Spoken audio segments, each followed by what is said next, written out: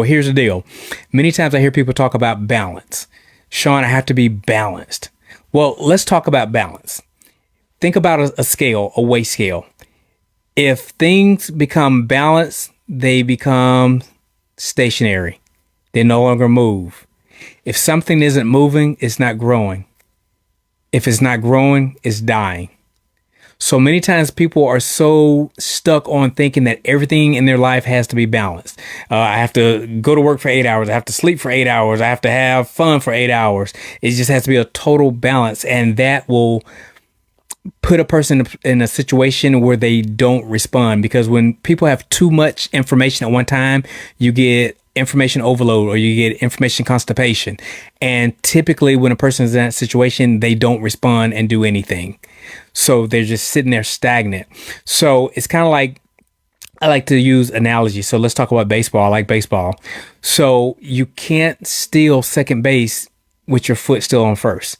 At some point you have to let go, but people always think that they have to be totally balanced in their life and that everything has to be evenly distributed. But there are times when building success, or you're what we call in the hunt of success, there's going to be times where you don't get any sleep.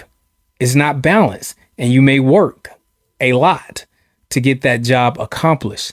But then there comes other times where you have a lot of time because you put in work in the past.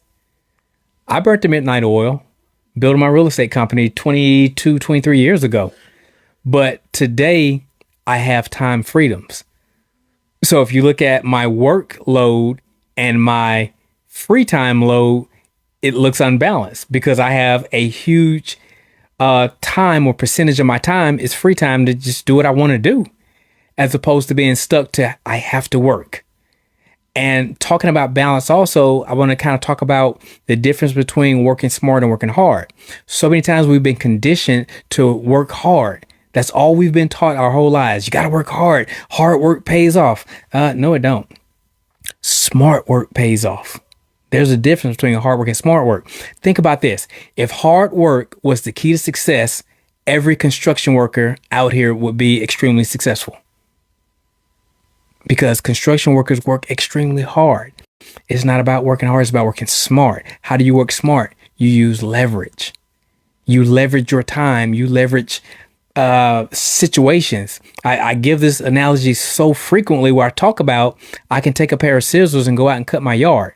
If I cut my yard with a pair of scissors, it will take no less than 3 weeks to complete. I can get a push mower and cut that yard in about 2 hours. Or I can get a riding mower and probably do the same job in about 15 to 20 minutes. Or I can just simply pay someone else to do it. And that frees me up my time.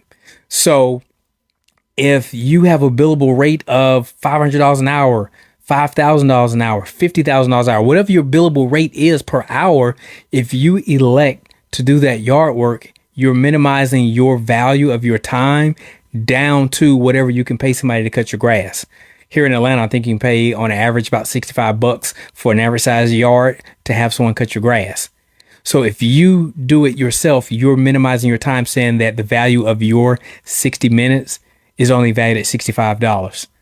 When in turn, I can close a deal and make $50,000 in that same time span. So that's what I mean when I say you have to work smarter, not harder. Once you master the working smarter, not harder phase, now that goes back to what I was talking about being balanced, that you don't have to be balanced. If you are balanced, you're not moving. If you're not moving, you're not growing. If you're not growing, you're dying. So again, get all that balanced stuff out of your head. You have to live unbalanced. But just because you're unbalanced doesn't mean that the greater proportion of weight is in the negative. And I think that's what many people think. Well, if I'm out of balance, that means I'm not spending enough time with my family, it's not getting enough sleep, whatever it is. But the unbalance, the heavy side of the scale could be your freedom, your time freedom side. So wouldn't you rather have 75% unbalanced weight down here, being that you own your time, your freedom, the ability to do what you want to do, and the 25% is actual workload? So when you have time and money freedom, you could be unbalanced in that way, but it's a good way. So again, just kind of Change the way you think when it comes to being balanced, and know that, again, if you're looking at a scale, if everything is balanced and it's no longer moving, it's not growing. All right. So you don't want to put yourself in that situation. All right, guys, I'm not going to be long. Like I said, I want to get on real quick and get out of here. I'm Dr. Sean J. Harris. Make impact, make money in everything that you do. Take care.